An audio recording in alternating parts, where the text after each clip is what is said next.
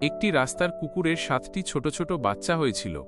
শুরুতে সে তাদের মাটির গর্তের ভেতর লুকিয়ে রেখে বড় যত্নে আগলে রাখত, যেন পৃথিবীর কোনো নিষ্ঠুরতা তাদের ছুঁতে না পারে।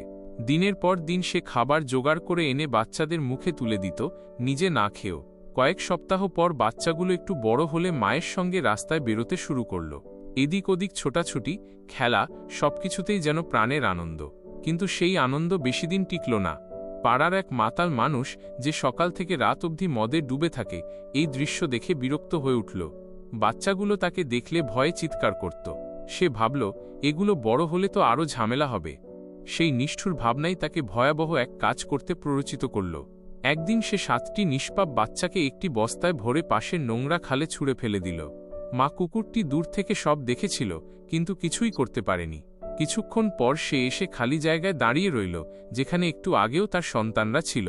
সেই দিন থেকে বদলে গেল তার জীবন। প্রায় 3-4 মাস ধরে সে প্রতিদিন সেই মাতাল মানুষের বাড়ির সামনে এসে দাঁড়ায়। সে চিৎকার করে না, কাউকে কামড়ায় না, সে শুধু কাঁদে। তার কান্না শুধু সন্তান হারানোর নয়, সেই কান্না এক নীরব বিচারের আবেদন। একটি মায়ের বুক ফাটা আর্তনাদ সমাজের কাছে প্রশ্ন তুলে দেয়, নিরীহ প্রাণের হত্যার কি কোনো বিচার নেই?